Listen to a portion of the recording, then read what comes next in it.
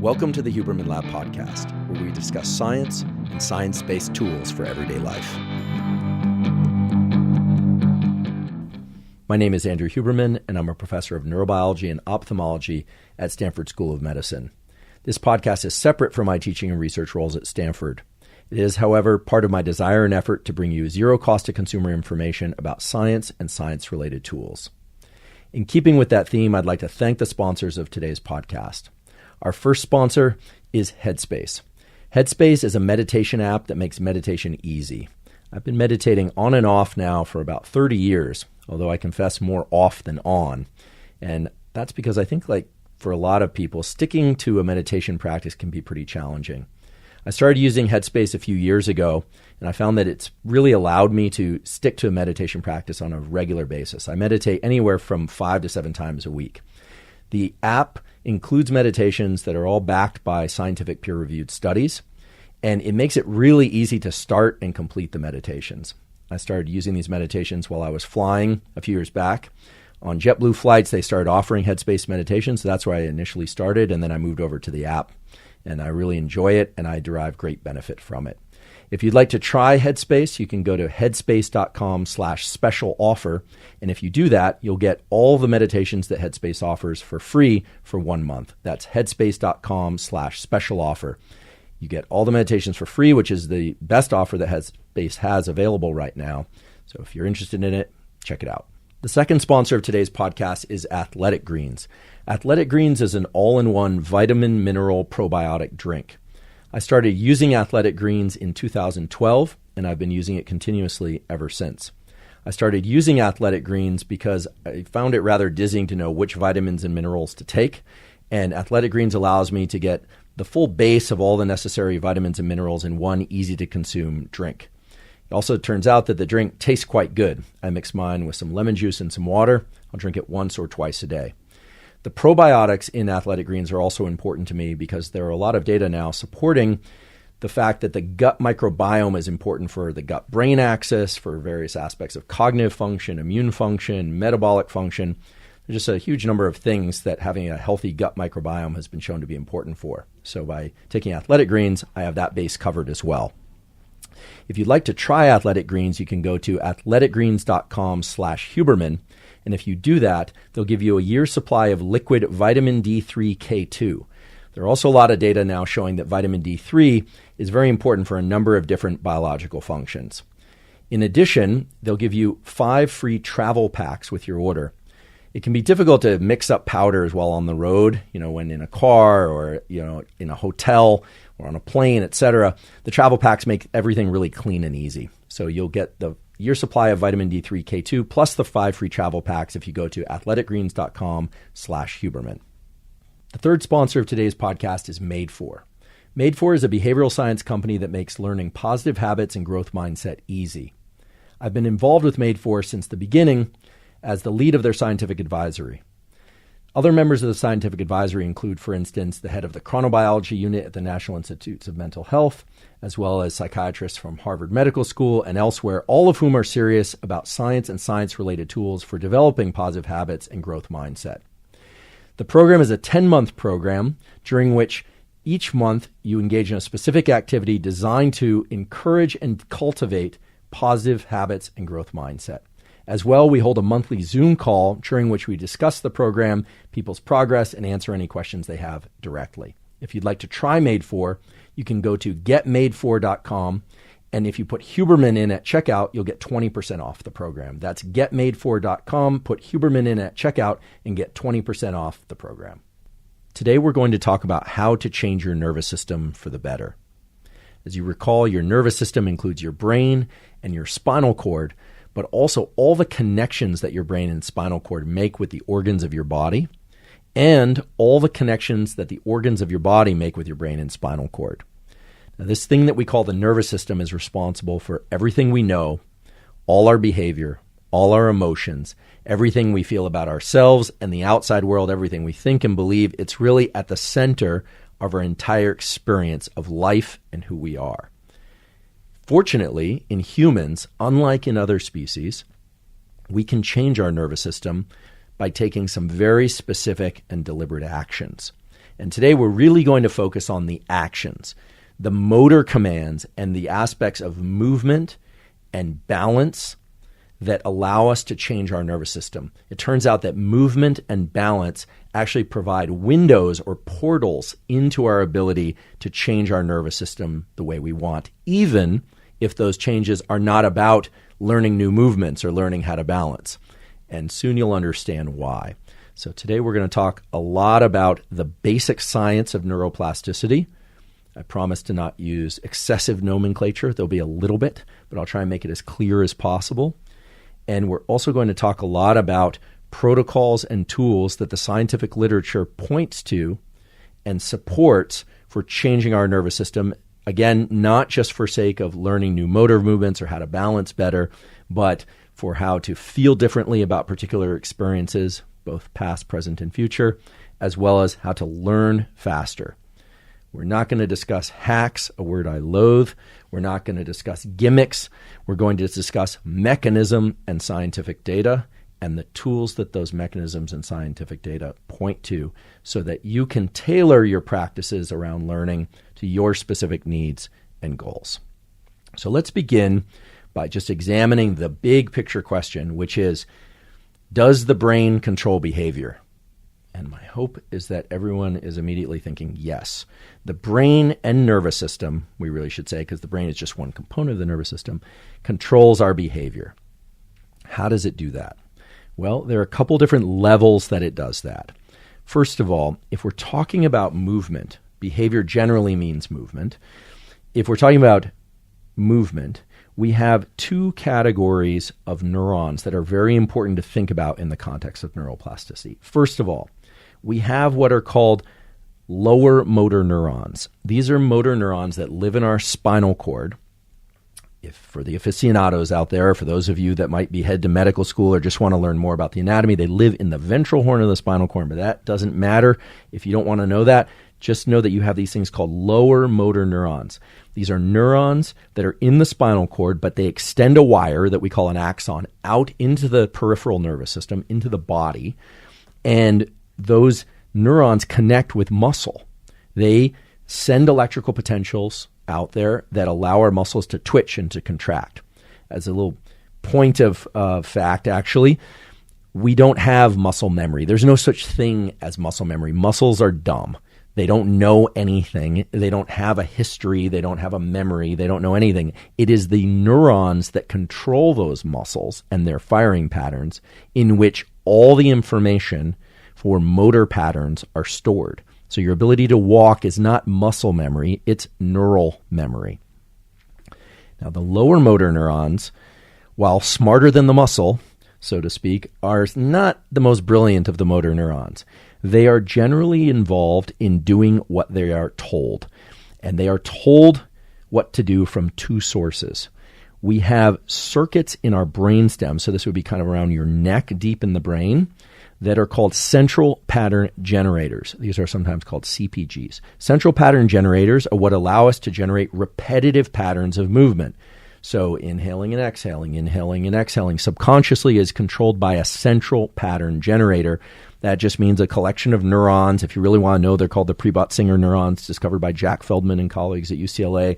These neurons in the brainstem send information down the phrenic nerve and control the diaphragm, so it goes inhale, exhale, and you don't have to think about that. You could think about it, and you could change the durations of inhales and exhales and change that up, but the motor neurons that control that are just responding to what the brain is telling it to do. The other central pattern generators include things like walking, the right limb, left limb pattern that we normally associate with walking was learned during childhood, and these central pattern generators, sometimes called CPGs, tell our lower motor neurons, fire, now you fire. So they are literally saying right, left. They are the marching orders from the brainstem to the lower motor neurons. So these lower motor neurons do what they are told. They are obedient little soldiers, and they do what they are told, and their job is to make the muscles contract at specific times. Okay, that's all simple. But then there are the upper motor neurons. the upper motor neurons actually reside in our motor cortex, way up on top of the brain. And they are involved in sending signals for deliberate action. Okay, so they send signals to the lower motor neurons, which are the effectors, the ones that actually control the muscles, but the upper motor neurons are the ones that send very specific signals. For instance, the signals that would allow you to make a cup of coffee in the morning or to deliberately engage in any kind of behavior. Now, you can probably make a cup of coffee in the morning without having to think about it too much. It's almost reflexive for you now, which means that a lot of the information about how to perform that particular movement has been passed off to circuitry that's now more or less in the brainstem and below the motor cortex. Now, why am I giving you all this detail? Well, if you want to change motor patterns, you have to know where in the circuitry changes are possible, and you ought to know where the changes are most likely to occur. You also need to know how do you signal to the brain and nervous system that a change is necessary. So let's just pause there, return to the initial question that we started with, which is, does the brain control behavior? And the answer is yes, and now you know how. It's upper motor neurons, lower motor neurons. You've got these things called central pattern generators and some connection with the muscle. So there you go. You just got basically what was the equivalent of the introduction to a college lecture on motor control in the nervous system. But the point today is all about plasticity. How can that be leveraged in order to open up this magical thing that we call plasticity in order to access changes to our emotional experience or to our belief system or to our ability to remember and use specific kinds of information for, say, math or language, etc. Well, what I'm not going to tell you is that you need to go running or you need to go biking or that simply going through motor patterns is going to open up plasticity, because I hate to tell you this, but as beneficial as exercise is, it does not open plasticity unless you do certain things. And I will tell you exactly what those certain things are today. To be clear, I think exercise is wonderful and healthy, can improve cardiovascular function, maintain strength, bone density, all that good stuff. But just working out or doing your exercise of various kinds will not change your nervous system. It will maintain it, and it can certainly improve other health metrics, but it is not going to open up the window for plasticity. The question we need to ask is, can behavior change the brain? We already agreed that the brain can change behavior, but can behavior change the brain? And the answer is yes, provided that behavior is different enough in specific ways from the behaviors that you already know how to perform. Let me repeat that. Can behavior change the brain? And the answer is yes, provided that behavior is different enough from the sorts of behaviors that you already know how to perform. And I should have added the word well, because you can't obviously perform a behavior that you don't know how to perform because you don't know how to do it yet. But there's a key element to accessing neuroplasticity that, frankly, I don't see out there in the general discussion about neuroplasticity. In the general discussion about neuroplasticity and about learning, I hear all these gimmicks about using different ways to remember lots of people's names and arranging things into their first letters and mnemonics and all this kind of stuff, which frankly to me feels really gimmicky. And I think that if you look at super learners, they tend to be people that have a process of, say, extreme memory. But people who have extreme memory generally, the literature shows us, are pretty poor at other things. So I don't think most of us are interested in walking around knowing how to remember everything. In fact, there are some interesting studies looking at humans who over-remember, and they suffer tremendously because they remember all sorts of things, like the number at the top of the receipt at the bodega that they bought a Coca-Cola 10 years ago. This is useless information for most people. They don't do well in life, really. So the goal isn't to remember everything. The goal is to be selective about your brain changes. And when we talk about brain changes, I want to highlight adaptive changes. There's a whole category of things that we're going to discuss when we talk about traumatic brain injury and dementia, a topic for a future episode, about all the things that happen when you have damage to your nervous system or you're missing neurons. But today, I really want to talk about something that I think is very near and dear to many of your hearts, which is, what are the behaviors that you can engage in to access neuroplasticity so that then you can apply that plasticity to the specific things that you want to learn or unlearn. This is very important because I don't want people to get the impression that we're really talking about learning a bunch of motor movements. You may be an athlete, you might not be an athlete. You might want to learn how to dance, you might not. You might want to learn how to dance and get better at remembering and learning languages, for instance, or at unlearning some difficult emotional experience, meaning you want to remove the emotional load from a particular memory of an experience. What we're talking about today is using behavior as a gate to enter states of mind and body that allow you to access plasticity. So let's talk about the different kinds of plasticity that are available to us, because those will point directly towards the type of protocols that we should engage in to change ourselves for the better, the so-called adaptive plasticity.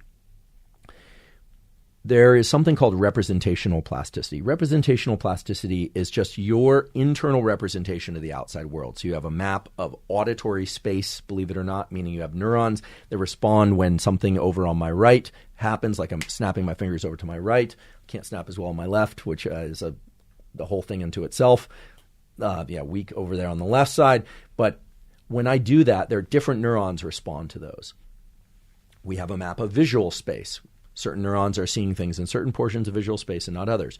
We have a map of motor space, meaning when we move our limbs in particular directions, we know where those limbs are, because even if we can't see them, we have what's called proprioceptive feedback. So we have knowledge about where our limbs are. In fact, people that lack certain neurons that for proprioceptive feedback, they are very poor at controlling their motor behavior. They get injured a lot. It's actually a terrible situation. So we've got all these representations inside, and we have maps of our motor commands. We know that, for instance, if I want to reach out and grab the pen in front of me, that I need to generate a certain amount of force, so I rarely overshoot. I rarely miss the pen, okay? So our maps of the motor world and our maps of the sensory world are merged. The way to create plasticity is to create mismatches or errors in how we perform things. And this, I think, is an amazing and important feature of neuroplasticity that is highly underappreciated. The way to create plasticity is to send signals to the brain that something is wrong, something is different, and something isn't being achieved. And I think this will completely reframe the way that most people think about plasticity. Most of us think about plasticity as, okay, we're going to get into this optimal learning state or flow, and then suddenly we're going to be able to do all the things that we wish that we could do. Well, I hate to break it to you, but flow is an expression of what we already know how to do. It is not a state for learning. And I'm willing to go to bat with any of the flowanistas out there that want to challenge me on that one. Flow is an expression of nervous system capabilities that are already embedded in us. Errors and making errors out of sync with what we would like to do is how our nervous system is cued through very distinct biological mechanisms that something isn't going right, and therefore certain neurochemicals are deployed that signal the neural circuits that they have to change. So let's talk about the experiments that support what I just said, because I'm about to tell you that making errors over and over and over again is the route to shaping your nervous system so that it performs better and better and better. And I'm not going to tell you that the last rep of a set where you hit failure in the gym is anything like neuroplasticity. You hear that too, that, it's pushing to that point of a cliff where you just can't function anymore. That's the signal. That's not the signal. That's a distinct neuromuscular phenomenon that bears zero resemblance to what it takes to get neuroplasticity. So let's talk about errors and making errors and why and how that triggers the release of chemicals that then allow us to not just learn the thing that we're doing in the motor sense, play the piano, dance, etc., but it also creates an environment, a milieu within the brain that allows us to then go learn how to couple or uncouple a particular emotion to an experience, or better language learning, or better mathematical learning. It's a really fundamental aspect of how we're built, and when you look at it, it's actually very straightforward. It's a series of logical steps that once you learn how to open those hatches, it becomes very straightforward to deploy. Last episode, we discussed some of the basic principles of neuroplasticity. If you didn't hear that episode, no problem. I'll just review it quickly, which is that It's a falsehood that everything that we do and experience changes our brain. The brain changes when certain neurochemicals, namely acetylcholine, epinephrine, and dopamine, are released in ways and in the specific times that allow for neural circuits to be marked for change, and then the change occurs later during sleep. I'll review that later, but basically, you need a certain cocktail of chemicals released in the brain in order for a particular behavior to reshape the way that our brain works. So the question really is, what allows those neurochemicals to be released? And last episode, it talked all about focus. If you haven't seen or heard that episode, you might want to check it out, about some specific tools and practices that can allow you to build up your capacity for focus and release certain chemicals in that cocktail. But today we're going to talk about the other chemicals in the cocktail, in particular dopamine. And we're really going to center our discussion around this issue of making errors and why making errors is actually the signal that tells the brain, okay, it's time to change, or more generally, it's time to pay attention to things so that you change. And I really want to distinguish this point really clearly, which is that I'm going to talk today a lot about motor and vestibular, meaning balance programs, but not just for learning motor commands and balance, not just for learning new motor skills and balance, but also for setting a stage or a kind of condition in your brain where you can go learn other things as well. So let's talk about some classic experiments that really nail down what's most important in this discussion about plasticity. As I mentioned last episode, and I'll just tell you right now again, the brain is incredibly plastic from about birth until about age 25. Passive experience will shape the brain just because of the way that the chemicals that are sloshing around in there and the way that the neurons are arranged and all sorts of things. The brain's job is to customize itself in response to its experience. And then somewhere about 25, it's not like the day after your 26th birthday plasticity closes, there's a kind of tapering off of plasticity, and you need different mechanisms to engage plasticity as an adult. We're mostly going to be talking about adult plasticity today, but I got a lot of questions about, well, what about if I'm younger than 25? Well, first of all, that's great. I wish I could. I wish I had a time machine, but I don't, because as I've said before, the stinger is when you're young, your brain is very plastic, but you have less control over your experience. When you're older, generally, you have more control over your experience, but your brain is less plastic. So if you're already asking the question as a 20-year-old or a 15-year-old, what can I do now that's really going to enhance my brain? I guess the simple question would would be an aside, which would be get the broadest education you can possible. That means math, chemistry, physics, literature, music, learn how to play an instrument. I'm saying that because I wish I had, etc. Get a broad training in a number of things and find the thing that really captures your passion and excitement, and then put a ton of additional effort there. That's what I recommend, including emotional development. Maybe a topic for a future episode. But if you are an adult or if you are a young person, knowing how to tap into these plasticity mechanisms is very powerful. You need these chemicals deployed in the nervous system in order to mark whatever nerve cells happen to be firing in the time afterward for change. And people are obsessed with asking, what supplements, what drugs, what conditions, what machines will allow for that. But there's a natural set of conditions that allow for that. When we came into this world, we learned to take our different maps of experience, our motor maps, our auditory maps, our visual maps, and to link them. We align those maps. The simplest example is the one I gave before. If I hear something off to my right, like a click like that, it could come from my finger snapping, or it could come from something generated by somebody else or something else to my right. I look to my right. If I hear it on the left, I look to my left. If I hear it right in front of me, I keep looking right in front of me. And if I hear it behind me, I turn around. And that's because our maps of visual space and our maps of auditory space and our maps of motor space are aligned to one another in perfect register. It's an incredible feature of our nervous system. It takes place in a structure called the superior colliculus, although you don't need to know that name.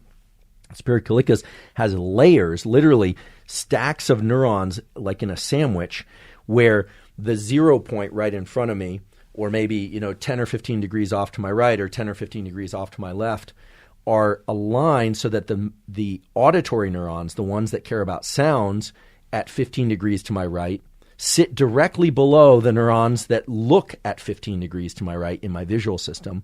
And when I reach over to this direction, there's a signal that's sent down through those layers that says 15 degrees off to the right is the direction to look, it's the direction to listen, and it's the direction to move if I need to move.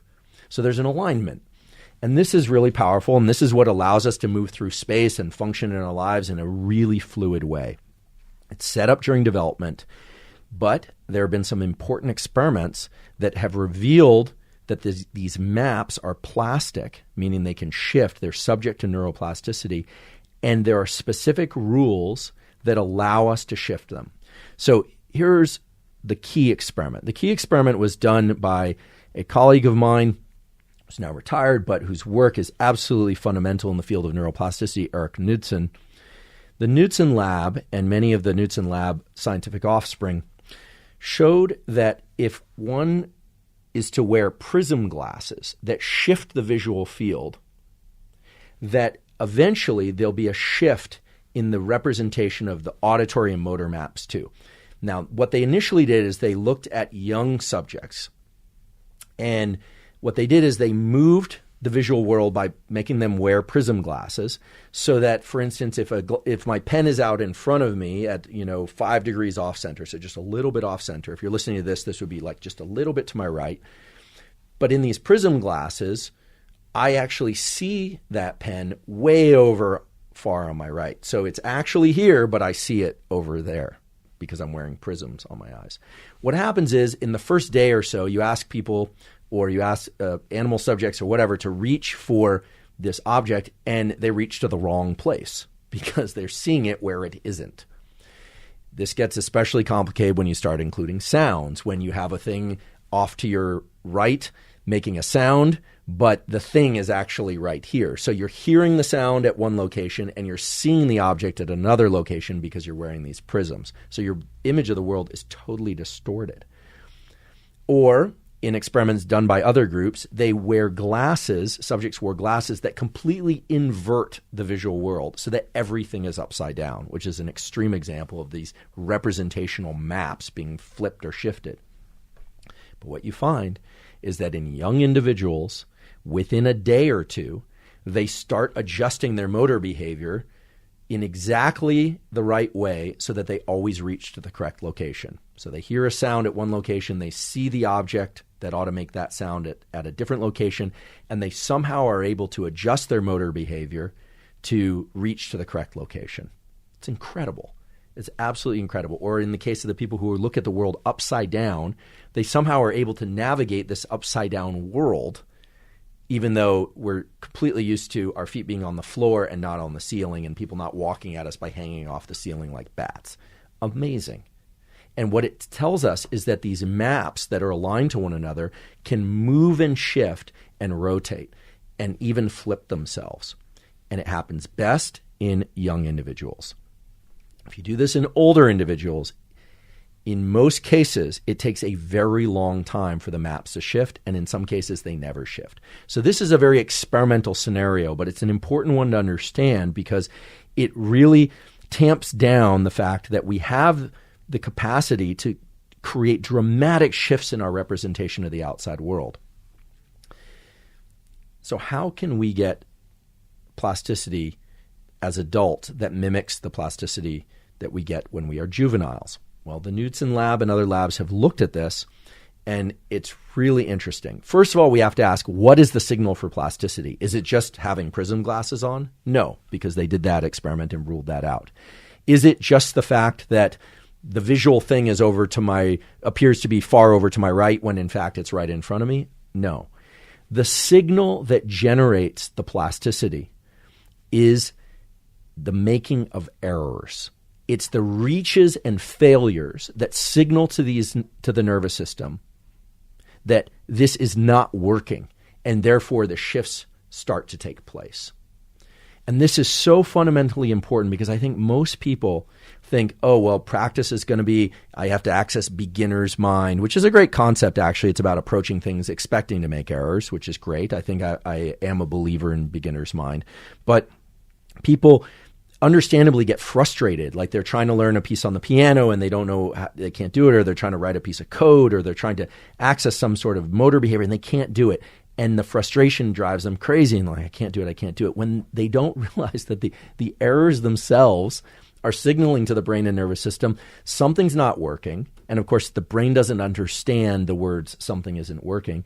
The brain doesn't even understand frustration as an emotional state. The brain understands the neurochemicals that are released, namely epinephrine and acetylcholine, but also, and we'll get into this, the molecule dopamine, when we start to approximate the correct behavior just a little bit, and we start getting it a little bit right. So what happens is when we make errors, the nervous system kind of, I don't want to say freaks out because it's a very mechanistic and controlled situation, but the nervous system starts releasing neurotransmitters and neuromodulators that say we better change something in the circuitry. And so errors are the basis for neuroplasticity and for learning. And I wish that this was more prominent out there. I guess this is why I'm saying it.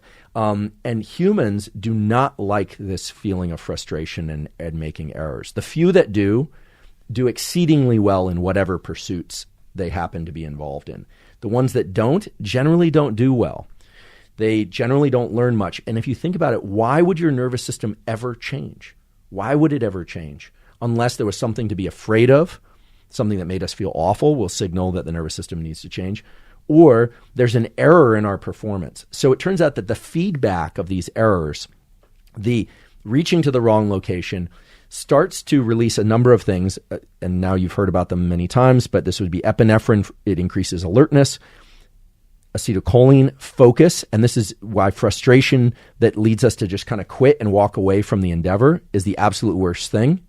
But because if acetylcholine is released, it creates an opportunity to focus on the error margin, the distance between what it is that you're doing and what it is that you would like to do. And then the nervous system starts to make changes almost immediately in order to try and get the behavior right. And when you start getting it even a little bit right, that third molecule comes online or is released, which is dopamine, which allows for the plastic changes to occur very fast. Now, this is what all happens very naturally in young brains, but in old brains, it tends to be pretty slow, except for in two conditions. So let me just pause and just say this. If you are uncomfortable making errors and you get frustrated easily, if you leverage that frustration toward drilling deeper into the endeavor, you are setting yourself up for a terrific set of plasticity mechanisms to engage. But if you take that frustration and you walk away from the endeavor, you are essentially setting up plasticity to rewire you according to what happens afterwards, which is generally feeling pretty miserable. So now you can kind of start to appreciate why it is that continuing to drill into a process to the point of frustration, but then staying with that process for a little bit longer, and I'll define exactly what I mean by a little bit, is the most important thing for adult learning, as well as childhood learning, but adult learning in particular. Now, the Knudsen lab did two very important sets of experiments.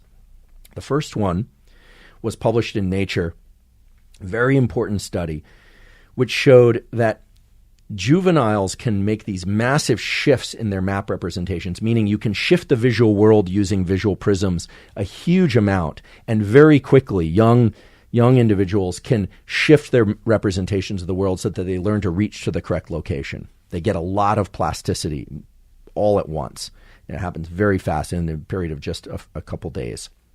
In adults, it tends to be very slow, and most individuals never actually accomplish the full map shift. They don't get the plasticity. And here we're talking about map shifts, but this could be learning a new language. This could be any number of different things that one were attempting. So what we're saying is what I already said before, which is that we learn very well as youngsters, but not as adults after 25.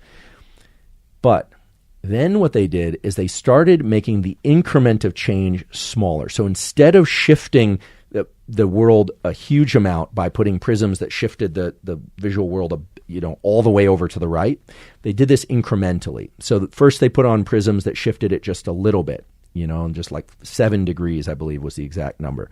And then it was 14 degrees. And then it was 28 degrees. And so what they found was that the adult nervous system can tolerate smaller and smaller errors over time, but that you can stack those errors so that you can get a lot of plasticity. Put simply, incremental learning as an adult is absolutely essential. You are not going to get massive shifts in your representations of the outside world. So how do you make small errors as opposed to big errors? Well, the key is smaller bouts of focused learning for smaller bits of information. It's a mistake to try and learn a lot of information in one learning bout as an adult. What these papers from the Knudsen lab show, and what others have gone on to show, is that the adult nervous system is fully capable of engaging in a huge amount of plasticity, but you need to do it in smaller increments per learning epoch or per learning episode. So how would you do this? Well, let's say, for instance, I'm terrible at free throws. So let's say I wanted to learn free throws. I'm 45 years old, so I'm well past the 25 and under mark. I'm going to make errors. I'm going to make a lot of errors. If I go into learning free throws knowing that errors are the gate to plasticity, well, then I feel a little bit better, but I still have to aim for the rim of the basket or the net, basically, showing how little I know about basketball. But I think I know the general themes around basketball. It involves a net, a backboard, and a ball, of course. So I go to the free throw line and I'll throw. How long should I go? Well, until I'm hitting the point of frustration. And at that point, continuing probably for anywhere from 10 to 100 more trials should be my limit, right? That should be my limit if I want to improve some specific aspect of the motor behavior. And so the question then is, what should I be paying attention to? What should I be focusing on? Well, obviously trying to get the ball into the basket. But the beauty of motor learning is that the circuits for auditory and visual and motor more or less teach themselves. I don't necessarily have to be paying attention to, exactly what, the contact of my fingers with the ball or some random feature like whether or not I'm bending my knees or not. The key is to try a number of different parameters until I start to approximate the behavior that I want to get a little bit better, and then trying to get consistent about that. Now, many of you involved in sports learning will say, okay, well, that's obvious, is just incremental learning. But the key thing is in those errors. By isolating the errors and making a number of errors in a particular aspect of the motor movement, it signals to the brain that it's plastic. And if I leave that episode of going and trying to learn how to shoot free throws, my brain is still plastic. Plasticity is a state of the brain and nervous system. It's not just geared toward the specific thing I'm trying to learn. So there are two aspects to plasticity that I think we really need to highlight. One is that there's plasticity geared toward the thing that you are trying to learn specifically. And then there are states of mind and body that allow us to access plasticity. Now, toward the end of this episode, I'm going to spell out specific protocols in a little more detail. That free throw example might not correlate with what you want to learn. Actually, I don't have a huge desire to learn free throws. I've more or less given up on basketball, and free throws in particular. But I think that it's important to understand that motor movements are the most straightforward way to access states of plasticity, and that can be for sake of learning the motor movement or for sake of accessing plasticity more generally. One very important aspect to getting plasticity as an adult is not just smaller increments, meaning shorter bouts. So I gave an example of, another 100 free throws or something, but going out there and just getting my 10,000 free throws all at once, or packing as much as I can into one episode is not going to be as efficient for me as shorter bouts of intense learning as an adult, because the error signals are not as well defined. To my nervous system, it's not going to know what needs to change. And so this is really the key element of incremental learning, is that you're trying to signal to the nervous system at least one component that needs to change. The nervous system needs to know what the error is. Now, when I shoot free throws, Lord knows there are a lot of different kinds of errors that happen. Probably the way I'm bending my knees, the arc of the ball, the way I'm organizing my shoulders, probably where my eyes are, lots of things. So which ones to focus on? And that's what I said before. The beauty of the motor system is I don't have to worry about all of that. I just need to get the reps in a number of times, and the nervous system will figure out how far off my motor commands are at the level of these maps that I described earlier, how far those deviate from the desired behavior, getting the ball into the basket, and it will start making adjustments. But as I make adjustments, or as my nervous system makes adjustments for me, the key thing is to not start adding a variety of new errors, because then it gets confused. And so this is why short learning bouts are absolutely essential. So let's say it's for learning an instrument as an adult. Probably anywhere from 7 minutes to 30 minutes is going to, provided that it's full, you're fully attending, you're very focused, is going to be a pretty significant stimulus to inspire plasticity in the nervous system. Now, there is one way to get a lot of plasticity all at once as an adult. There is that kind of holy grail thing of, getting massive plasticity as you would when you were a young person, but as an adult. And the Knudsen lab revealed this by setting a very serious contingency on the learning. What they did was they had a situation where subjects had to find food that was displaced in their visual world, again, by putting prisms, and they had to find the food, and the food made a noise. There was a noise set kind of the location of the food through an array of speakers. Basically, what they found was that if people have to adjust their visual world in order to get food, the plasticity would eventually occur, but it was very slow as an adult. It was very, very slow. Unless they actually had to hunt that food. They actually, in order to eat at all, they needed plasticity. And then what happened was remarkable. What they observed is that the plasticity as an adult can be as dramatic, as robust as it is in a young person or in a young animal subject, provided that there's a serious incentive for the plasticity to occur. And this is absolutely important to understand, which is that how badly we need or want the plasticity determines how fast that plasticity will arrive, which is incredible because the brain is just neurons and soup of chemicals. But this means that the importance of something, how important something is to us, actually gates the rate of plasticity and the magnitude of plasticity.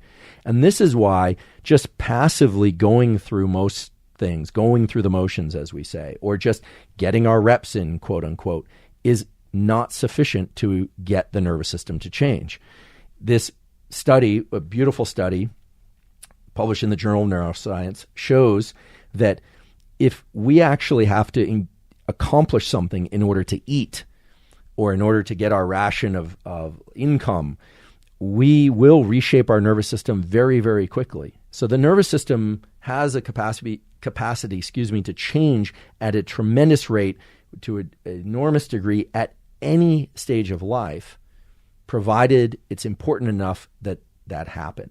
And I think some of you might be saying, well, duh, that's obvious. If it's really crucial, then of course it's going to change faster. But it didn't have to be that way. And for most people who are trying to learn how to learn faster or learn better, they probably, in most cases, they are hitting a limit because the need to change is not crucial enough. And I think there are a number of places where this has important relevance in the people who are battling addiction, for instance. I will be the first to say that, I sympathize with the fact that addictions have a biological component. There's clearly cases where people struggle tremendously to change their behavior, and their nervous system, in some cases, is so disrupted by whatever substance they've been abusing or behavior that they've been engaging in that it's that much harder for them to change. But we've also seen incredible examples where when people have to change from an internal standpoint, from their own belief and desire to change, that massive change is possible. And so I think that the studies that Knudsen did showing that incremental learning can create a huge degree of plasticity as an adult, as well as when the contingency is very high, meaning we need to eat or we need to make an income or we need to do something that's vitally important for us, that plasticity can happen in these enormous leaps, just like they can in adolescence and young adulthood. That points to the fact that it has to be a neurochemical system. There has to be an underlying mechanism, right? This wasn't a case of sticking a wire into the brain or taking a particular drug. All the chemicals that we're about to talk about are released from drug stores, if you will, chemical stores that already reside in all of our brains. And the key is how to tap into those stores. And so we're going to next talk about what are the specific behaviors that liberate particular categories of chemicals that allow us to make the most of incremental learning and that set the stage for plasticity that is similar enough or mimics these high contingency states, like the need to get food, or really create a sense of internal urgency, chemical urgency, if you will. If you've heard previous episodes of this podcast, you may have heard me talk about ultradian rhythms, which are these 90-minute rhythms that break up our 24-hour day. They help break up our sleep into different cycles of sleep, like REM sleep and non-REM sleep. And in waking states, they help us, or I should say they break up our day in ways that allow us to learn best within 90-minute cycles, et cetera. So some of you might be saying, wait, you've been talking about ultradian cycles, and a moment ago you were talking about 7-minute or 12-minute or 30-minute learning cycles. Today we're really talking about how to tap into plasticity through the completion of a task or working towards something repetitively and making errors. And so just to frame this in the context of the ultradian cycle, you might sit down, decide that you're going to learn conversational French, which would mean that you probably don't already speak French. So you're going to sit down, you're going to decide you're going to learn some nouns and some verbs. You might do some practice sets. The ultradian cycle says that for the first 5 to 10 minutes of doing that, your mind is going to drift and your focus will probably kick in, provided that you're restricting your visual world to just the material in front of you, something we talked about last episode, somewhere around the 10 or 15 minute mark. And then at best, you're probably going to get about an hour of deliberate kind of tunnel vision learning in there. Your mind will drift. And then toward the end of that, what is now an hour and 10 or hour and 20 minute cycle, your brain will start to flicker in and out. You might start thinking about what you need to eat or the fact that you have to use the bathroom or something. And then by the 90 minutes, it's probably time to just stop the learning bout and go do something else. Maybe return for a second learning bout later, but maybe take a nap afterwards or something to enhance the learning. But that it's going to happen within about a 90-minute block. You're going to go through that cycle of learning. But when I refer to the 7 or 12 or 30 minutes of making errors, what I mean is when you're really in a mode of repeating errors, not deliberately. You're trying your best to accomplish something and you're failing. You're absolutely failing. You're trying to remember, say, the sign language alphabet. I was trying to teach myself this recently, and then I kept repeating and then get to a certain point where I kept making errors. You want to keep making errors for this period of time that I'm saying will last anywhere for about 7 to 30 minutes. It is exceedingly frustrating, but that frustration, it liberates the chemical cues that signal that plasticity needs to happen, and they also signal the particular neurons that are active. So in the case of sign language, it might be the ones that control my hand movements, as well as me thinking about what the different letters are. It's signaling different components within the networks between the brain and body, and it's trying to figure out, wait, where are these errors coming from? Where are the errors coming from? It's those neurons. They're making the mistakes. And it essentially highlights that pathway for change. And it is the case that when we come back a day or two later in a learning bout after a nap or a night or two of deep rest, then what we find is that we can remember certain things and the motor pathways work. And we don't always get it perfectly, but we get a lot of it right, whereas we got it wrong before. So that 7 to 30 minute intense learning bout is within the ultradian cycle. And I want to be clear about that. And some people can tolerate many of these per day. Most people can only tolerate 1 or 2, maybe 3. This is intense work. If shooting free throws, you could probably do it all day. But what I'm talking about is really trying to accelerate plasticity by having a period of this 7 to 30 minutes per learning bout that is specifically about making errors. I want to really underscore that. And it's not about, as I mentioned before, coming up with some little hack or trick or something of that sort. It's really about trying to cue the nervous system that something needs to change, because otherwise it simply won't change. Now, there's another aspect to learning, I think it's only fair to mention, which is that we can all learn very easily when there's something very bad happens to us. And I don't wish this on anyone, But it is the case that if something really terrible happens, that we will have a lifetime memory for that event. There are processes that allow us to uncouple the emotional load of that event. I talked about some of those a few episodes back, the episode on dreams, trauma, and hallucinations, and we're going to return to trauma release, PTSD, and some of those other themes in a future episode. But the reason why negative experiences can be wired into us so quickly is because our nervous system's main job is to keep us safe. But at a deeper level, it's because negative experiences cue us to the fact that whatever's happening that's really bad is very different than the other things that tend to happen before. So most of our experience doesn't remap us, but those negative experiences deploy high levels of norepinephrine, high levels of acetylcholine, and really make so that whatever it is that we experience in that bad episode is essentially queued up, and so we're on the lookout for it. And this has a number of negative effects, but in terms of psychological and emotional effects, but it is really a process designed to keep us safe. The other ways in which we can learn more quickly, besides just making errors, is when something really surprises us. And if we're positively surprised by something, or we are just flooded with this molecule dopamine, then there's a great opportunity for plasticity. Dopamine is a molecule that's almost always associated with pleasure and with the accomplishment of a particular goal, but it's really also a molecule of motivation. It's a molecule that is released inside of us when we think we're on the right path. And it does have a capacity to increase neuroplasticity, motivation, etc.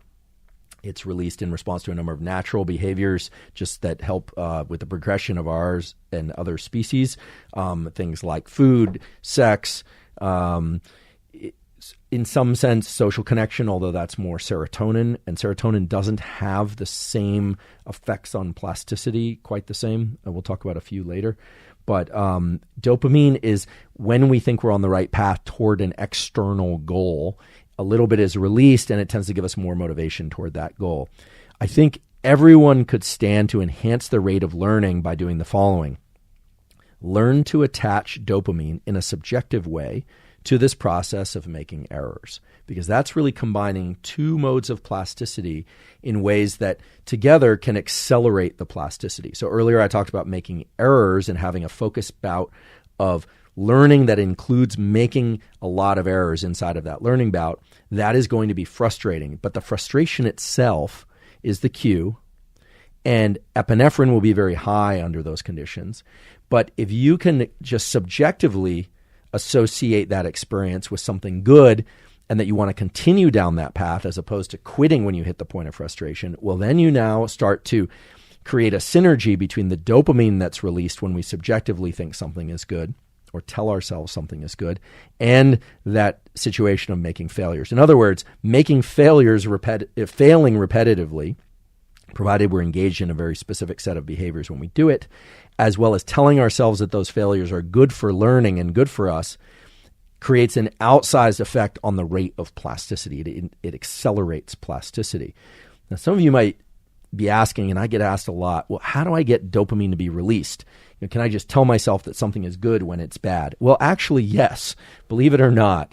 The thing about dopamine is it's highly subjective. What's funny to one person is not necessarily funny to the next. So it has to have some sense of authenticity for you.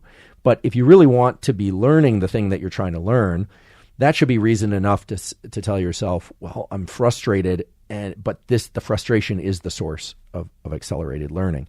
Dopamine is one of these incredible molecules that both can be released according to things that are hardwired in us to release dopamine. Again, things like food, sex, warmth when we're cold, cool environments when we're too warm. It's that kind of pleasure molecule overall. But it's also highly subjective what releases dopamine in one person versus the next. So everyone releases dopamine in response to those very basic kind of behaviors and activities, but dopamine is also released according to what we subjectively believe is good for us. And that's what's so powerful about it. In fact, a book that I highly recommend if you want to read more about dopamine is a book that, frankly, I wish I had written. It's such a wonderful book. It's called The Molecule of More. And it really talks about dopamine not just as a molecule associated with reward, but a molecule associated with motivation and pursuit. And just how subjectively controlled dopamine can be. So make lots of errors. Tell yourself that those errors are important and good for your overall learning goals. So learn to attach dopamine, meaning release dopamine in your brain when you start to make errors. Keep the bouts of learning relatively short if you're an adult. Younger people can probably engage in more bouts of learning. And it's probably one of the reasons why they learn so much faster. They can just pack so much more information into their brains and nervous systems compared to adults. It's a little bit like, I'll use the example of performance-enhancing drugs. That some of those drugs probably do enhance performance at the level of increasing red blood cell count, et cetera. But a lot of what those drugs do is they allow athletes to recover faster so they can just train more. They allow them to do more work. And so being a child is a little bit like being in a performance-enhanced brain milieu. Their brains are kind of on natural, healthy neurochemicals that afford them a lot more learning should they pursue it. So this goes back to my advice for young people early on. If you're young, what should you do? Learn as much as you can about as many things as you possibly can. And I suggest specializing in something. I guess I'm not in a position to give anyone direct advice, but I would say hopefully by about age 30, hopefully younger, you have some sense of what excites you and try and get really good at that thing, provided it serves the world for better. But that's all I'll say in terms of parenting advice. It's not my place, but maybe sometime I'll have an episode completely devoted to sort of youth and learning in youth.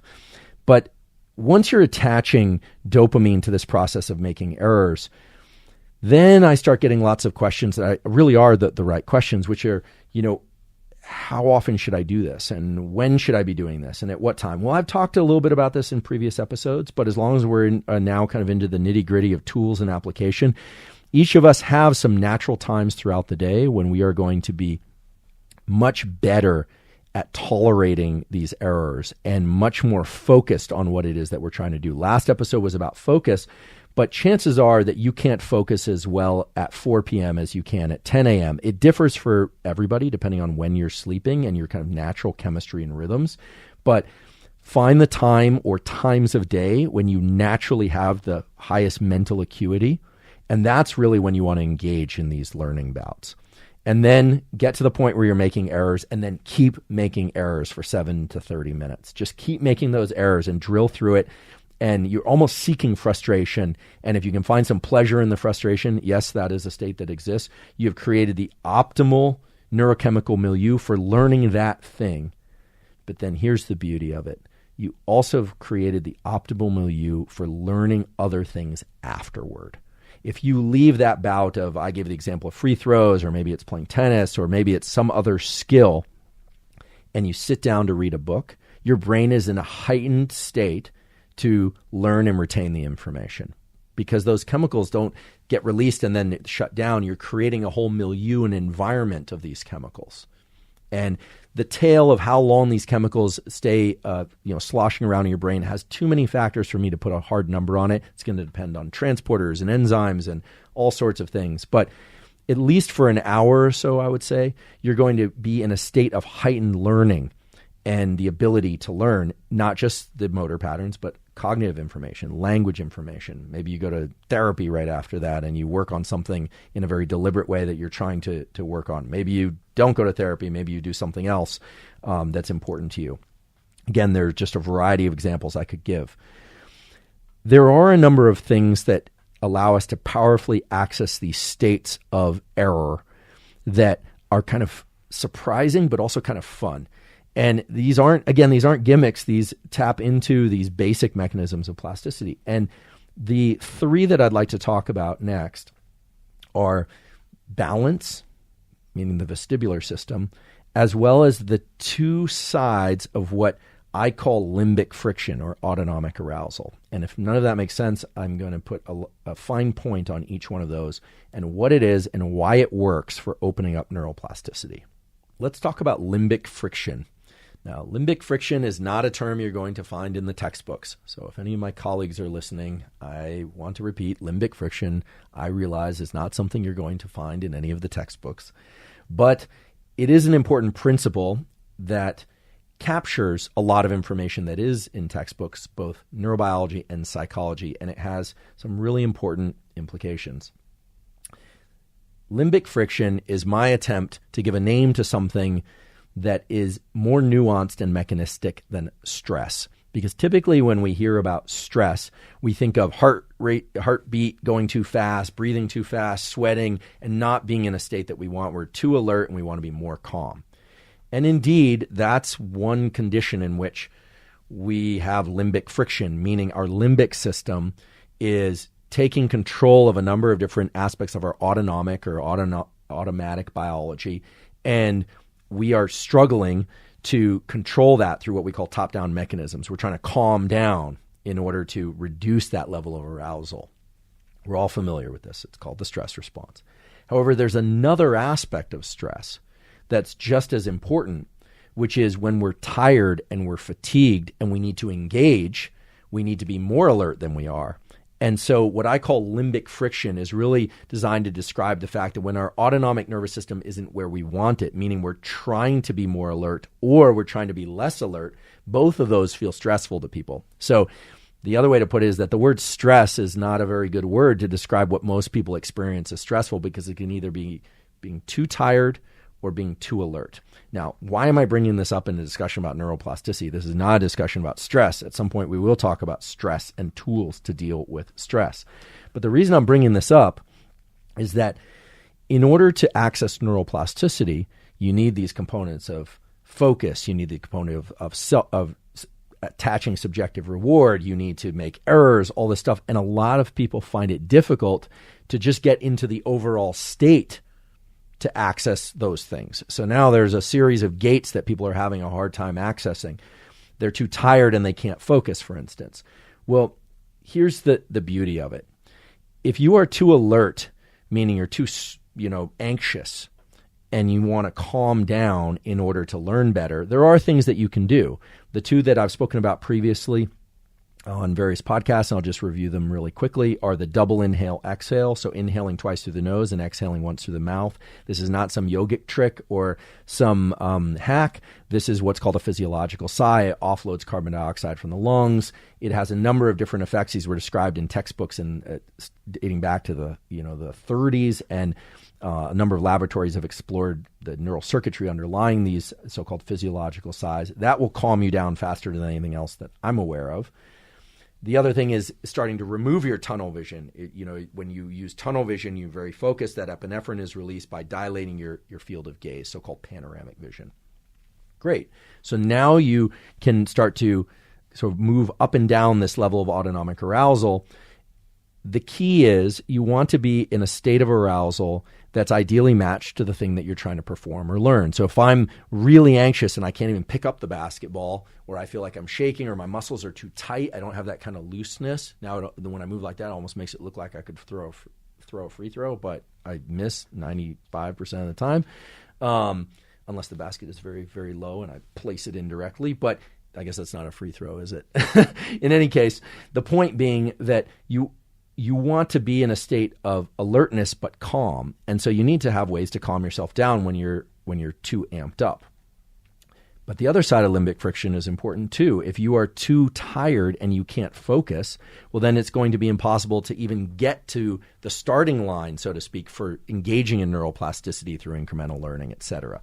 So in that case, there are other methods that you can do to wake yourself up. The best thing you should do is get a good night's sleep, but that's not always possible, or use a NSDR, non-sleep deep rest protocol. But if you've already done those things, or you're simply exhausted for whatever other reason, then there are other things that I often get asked about, like, sure, a cup of coffee or superoxygenation breathing, which means inhaling more than exhaling on average in a breathing bout. These are, now we're sort of getting toward the realm of like how you could trick your nervous system into waking up. And if you bring more oxygen in by making your inhales deeper and longer, you will become more alert. You'll start to actually deploy norepinephrine if you breathe very fast.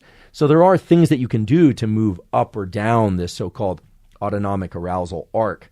And what you want to ask before you undergo any learning bout is, how much limbic friction am I experiencing? Am I too alert and I want to be calmer? Or am I too calm and too sleepy and I want to be more alert? You're going to need to engage in behaviors that bring you to the starting line in order to learn. There are other things that you can do in order to then learn better and faster besides incremental learning, and those center on the vestibular system. And this may come as a surprise to some people, but probably not as a surprise to some of you whose professions or whose recreation involves a lot of motor activity and sort of what we call high dimensional skill activity, not just running or cycling or very linear activities like weightlifting, but things that involve inversions and a lot of lateral movement, actual sports, jumping, diving, rolling, these kinds of things, gymnastics type stuff. Why the vestibular system to access neuroplasticity? Well, we have a hardwired system for balance. And here's how it works in as simple terms as I can possibly come up with. As we move through space, or even if we're stationary, there are really three main planes of movement. Now, I realize some people are just listening to this, so I'm going to do this for both the folks that are just listening and for those of you that are watching on video. So there are three main modes of movement, and it turns out that your brain doesn't really know where your body is except when through that proprioceptive feedback. The main way it knows is through three planes of movement that we call pitch, which is like nodding. So if I nod like this, that's pitch. Then there's yaw, which is side to side, which is like shaking my head no. And then there's roll from side to side, like when a puppy looks at you like that kind of thing. Okay? So pitch, yaw, and roll. And the pilots out there will know exactly what I'm talking about. The brain knows the orientation and position of your body relative to gravity, depending on whether or not your brain is and your head actually is engaging more in pitch, yaw, or roll, or some combination. Because if I lean down like so, or like so, it's a combination of pitch, yaw, and roll. Now, you might say, like, what is going on here? Well, we have these little things in our inner ear called the semicircular canals. Just like our eyes have two main functions, one is to see objects in space, and the other is to set our circadian clocks through subconscious mechanisms. Our ears have two main roles. One is to hear, right, to perceive sound waves or take in sound waves for perception, so-called hearing. And the other is balance or vestibular function. So sitting in our ears are these semicircular canals, and they're these little tubes where these little stones, they're actually little bits of calcium, roll back and forth like little marbles. When we roll this way, they roll this way. When we pitch, when we go from side to side, there's some that sit flat like this, and they go like marbles inside of a hula hoop. And then we have roll. There's some that are kind of at 45 degrees to those, and it's kind of pitch, yaw, and roll. So, okay, great. That sends signals to the rest of our brain and body that tell us how to compensate for shifts relative to gravity. I say, okay, wait, I thought we were talking about plasticity, but this is where it gets really, really cool. Errors in vestibular motor sensory experience, meaning when we are off balance and we have to compensate by looking at, thinking about, or responding to the world differently, cause an area of our brain called the cerebellum. It actually means mini brain, and it looks like a little mini brain like tucked below our cortex in the back, cause the cerebellum to signal some of these deeper brain centers that release dopamine, norepinephrine, and acetylcholine. And that's because these circuits in the inner ear, etc., and the cerebellum, they were designed to recalibrate our motor movements when our relationship to gravity changes, something fundamental to survival. We can't afford to be falling down all the time or missing things that we grab for or running in the wrong direction when something is pursuing us. These are hardwired circuits that tap right into these chemical pathways. And those chemical pathways are the gates to plasticity. So I really want to spell this out clearly because I've given a lot of information today. The first thing is, how are you arriving to the learning bout? You need to make sure your level of autonomic arousal is correct. The ideal state is going to be clear, calm, and focused, maybe a little bit more on the arousal level, like heightened arousal. So understand limbic friction. Understand that you can be too tired, in which case you're going to need to get yourself more alert, or you can be too alert and you're going to need to get yourself calmer. That gets you to the starting line. When you're at the starting line, then you're going to go into a learning bout, and that's when you want to start making these errors. Okay?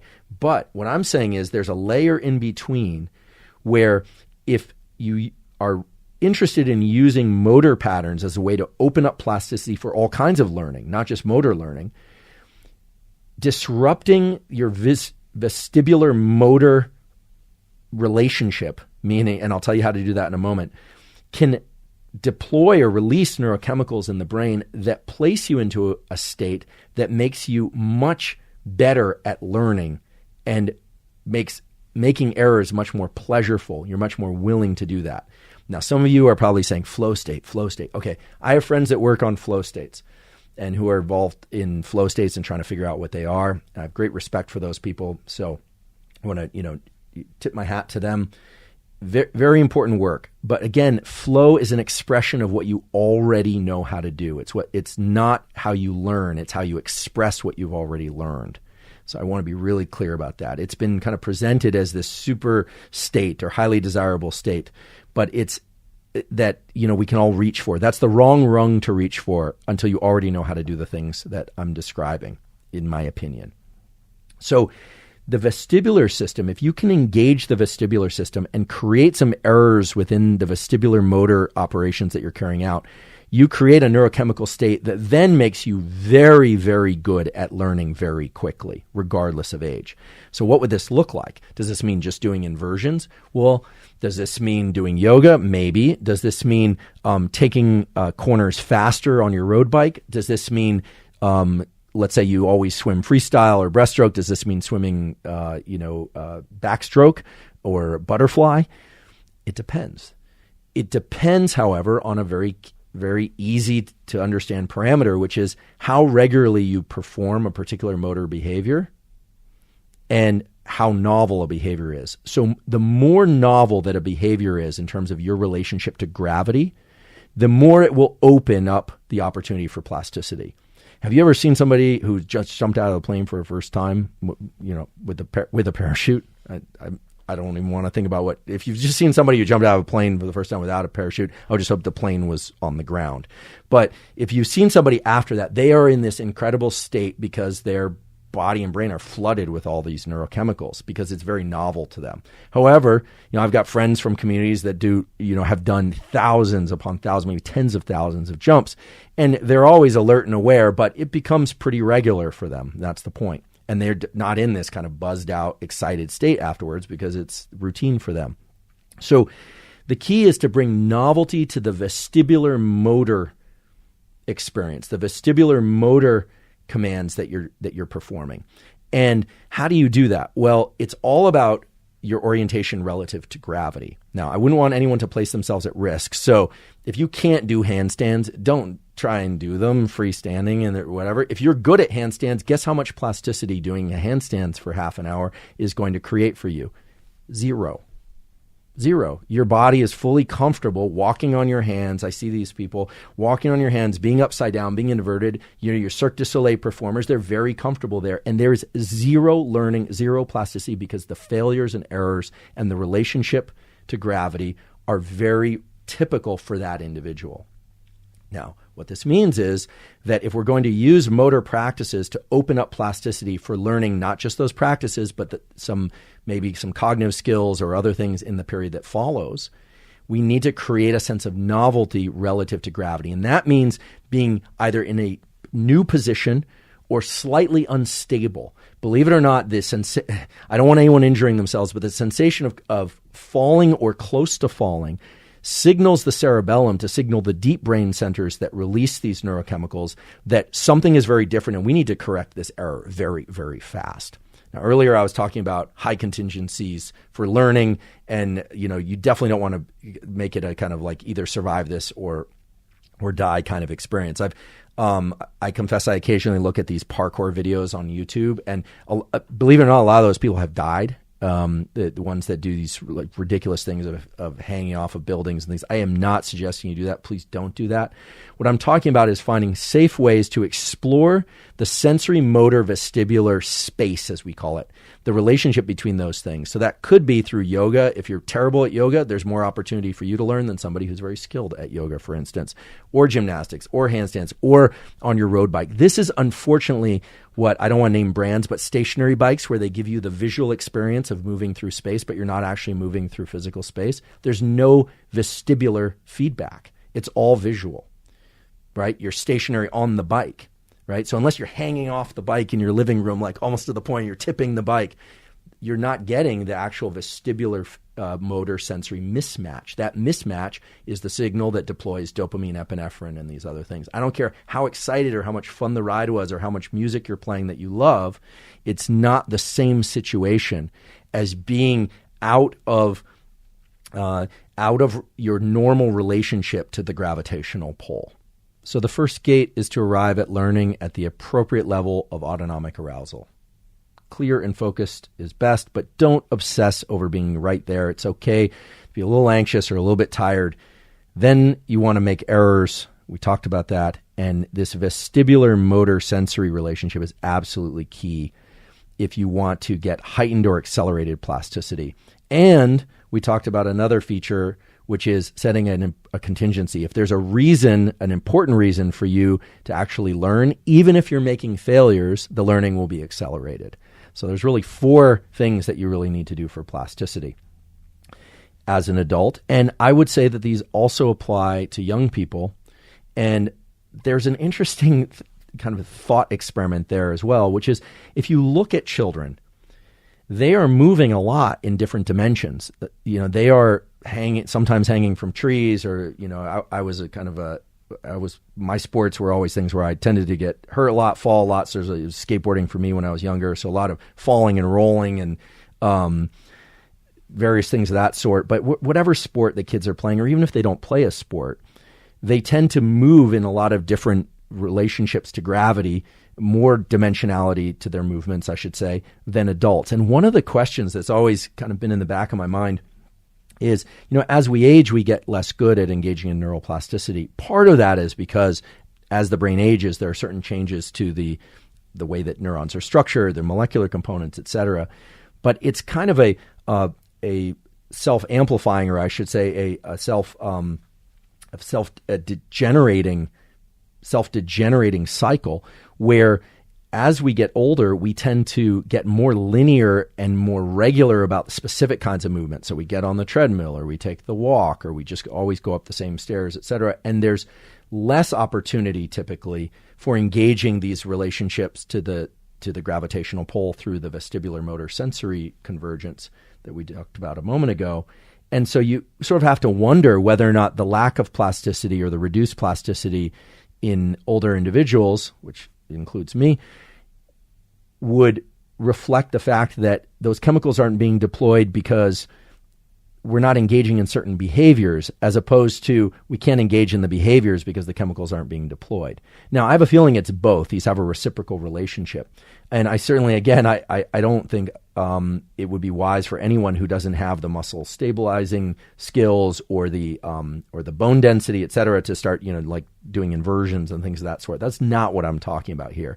But it's interesting to think about the sorts of exercise that we engage in. We all know that getting the heart rate elevated 3 to 5 times a week is really good for us for cardiovascular health. I think there's a ton of data to support that now. Some load-bearing exercise is important for increasing bone density and maintaining muscular strength and proprioceptive feedback, because I'm sure many of you know this, but resistance exercise actually trains the nerve-to-muscle connections as much as it does the muscles themselves, something I talked about at the beginning of the episode. But I think most of us could stand to increase the degree to which we engage this vestibular system in novel ways. And that can be done quite safely through a number of different mechanisms. I'm not a surfer, but people who do that sort of thing are very familiar with orienting their body differently according to the gravitational pull. They're lying down, then they're standing up, then they're turning, they're leaning their head. So again, it's this pitch, yaw, roll thing. And again, if you're very skilled at surfing, you're actually not going to open up plasticity just by surfing. It's in the learning of these new relationships to gravity that the windows for plasticity are enhanced. So I want to make sure that I underscore the fact that this vestibular thing that I've been describing is a way to really accentuate plasticity. It's tapping into an inborn biological mechanism where the cerebellum has outputs to these deep brain nuclei associated with dopamine, acetylcholine, and norepinephrine. You don't want to endanger yourself in the course of pursuing these activities, but it is a powerful mechanism. That's a kind of an amplifier on plasticity, as is high contingency. If you really need to learn conversational French to save your relationship, chances are you're going to learn it. There are limits, of course, to the extent to which one can accentuate or accelerate plasticity. The ceiling on this is not infinite. Although we don't know how high it goes, I think it's reasonable to say that if someone put a gun to my head and said, learn conversational French in the next 120 seconds, that conversational French would be limited probably to just one word, probably the word oui or something like that, because I can't stuff in all the knowledge all at once. I mean, I think that's the dream of brain-machine interface, that one will be able to download a chip into their hippocampus or cortex or some other brain structure that would allow them to download conversational French. And someday we may get to that that capability may come about. Right now, it does not exist, nor is there a specific pill or chemical that will allow you to download more information more quickly. This is the issue around nootropics I've talked about before. There are things that can increase focus, mainly things that increase acetylcholine and transmission through the nicotine system, things that can increase dopamine, things like L-tyrosine. Again, I'm not recommending these. You need to heed the warnings on those bottles, but they will increase these neurochemicals. And there are, of course, things that will increase epinephrine, things like caffeine, or some people, because of prescription, take Adderall. I'm, again, not suggesting people take any of these things. In fact, today I focused almost exclusively on behavioral tools and ways of structuring learning bouts that will allow you to access more plasticity regardless of age. And they center around things that I'm sure if you look around you, you'll see evidence for, incremental learning is powerful, or, the vestibular system can open up opportunities for plasticity. I'm sure the yogis out there are all saying, wait, this sounds exactly like yoga. We're supposed to push to an edge and do these inversions and do all those sorts of things. Well, I want to be clear. I never said anyone should do inversions. I said that the vestibular system is a valuable portal into some of these neurochemical states that favor plasticity. But not so seldom I hear from the yogic community, and they will say things like, much of what you're saying about how the brain works or neuroplasticity has already been described or is embedded in yogic practices. And I just want to be very clear. I have tremendous respect for the yogic community and the practices. I've done yoga from time to time. I find it challenging and valuable. I'm not a regular practitioner. But the problem with yoga is exactly the same problem with science, which is that yoga has a lot of practices for which there are very specific names, but no description or lending of understanding about mechanism. And science has a lot of mechanisms and a lot of publications and papers for which there's very little, if not no, description of tools and practices. So my goal, in not just today, but in many ways throughout the course of the podcast, is to bridge the gaps between these various disciplines in ways that are grounded mainly to the fields of neuroscience and some related fields. So yes, it's true that I look at things mainly through the lens of science, but that's not to say that it exhaustively explains everything about anything, nor is it to say that it's the only lens through which one could look at something like neuroplasticity. So I just want to acknowledge that. I have great respect for all these different practices and communities, and I think that indeed there are many cases in which different communities and practices have been aimed at targeting the same goals or outcomes. Science and neuroscience, through an understanding of mechanism, can allow all of us to gain a kind of common understanding about what those practices are and how to access things like neuroplasticity, sleep, etc. And I do believe, as I've said previously on this podcast, that understanding mechanism affords us a certain flexibility, and I don't mean physical flexibility. I mean a flexibility when we can't engage in a particular behavior. Maybe we're injured, or maybe we're not in the right situation to do a particular practice. But by thinking about mechanism, we can adapt our circumstances. I talked about this with sleep. If you're rigidly attached to one protocol of always looking at sunlight at one particular time in the morning and in the evening, that is not as valuable as understanding the mechanisms of why you might look at sunlight at one particular time versus another, because that affords you a flexibility, allows you to adapt. And life is very dynamic. and we don't have control over all the external conditions all the time. And so understanding mechanism through the lens of neuroscience, I do believe, can be very powerful because, of course, there are multiple ways to access dopamine. There are multiple ways to adjust limbic friction. It's not just through respiration. Of course, there are many ways to do that. And so my overall goal here in this episode and with this podcast is to give you some understanding of the mechanisms and the insights into the underlying biology that allow you to tailor what these kind of foundational mechanisms are to suit your particular learning needs. So I really thank you for your time and attention today. I've covered a lot of material. I very much encourage questions in the comment section if you're looking at this on YouTube. And if you're not and you're listening to it on Apple or Spotify, please feel free to visit us over on the YouTube channel and put your questions in the comment section. I do read them. This entire month is all about neuroplasticity. There's a lot to cover, but I'm very excited to delve deeper into this topic as it relates to your particular interests. Many of you have graciously asked how you can help support the podcast. The best way you can do that is to subscribe to the YouTube channel if you haven't done that already, as well as to place questions in the comment section below or comments if you'd like to give us feedback. Also to subscribe on Apple and or Spotify. And Apple allows you to leave a 5-star review if you believe we deserve a 5-star review, as well as leave comments about the podcast. In addition, if you can suggest the podcast to your friends, to your family members, or anyone that you think might be able to use and appreciate the information, that's a terrific way to support us.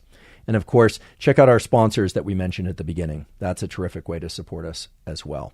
Several times throughout today's episode, as well as on previous episodes of the podcast, I've talked about various supplements that can be useful for enhancing sleep, enhancing neuroplasticity, etc. And again, I want to emphasize that I always think that behavioral practices are the place to start. I don't think supplements should ever be the first line of entry for people looking to enhance these aspects of their nervous system and life. But for those of you that are interested in supplements and the supplements that I take, I'm pleased to announce that we partnered with Thorne, Thorne. And Thorne makes supplements that are, in my opinion, of the very highest stringency in terms of what's listed on the bottle is actually what you'll find in the bottle. This is a serious issue for the supplement industry, as well as just the overall quality of the materials they put into their supplements. If you'd like to take a look at the supplements that I take, as well as explore any of them for yourself, you can go to thorne.com/u/Huberman.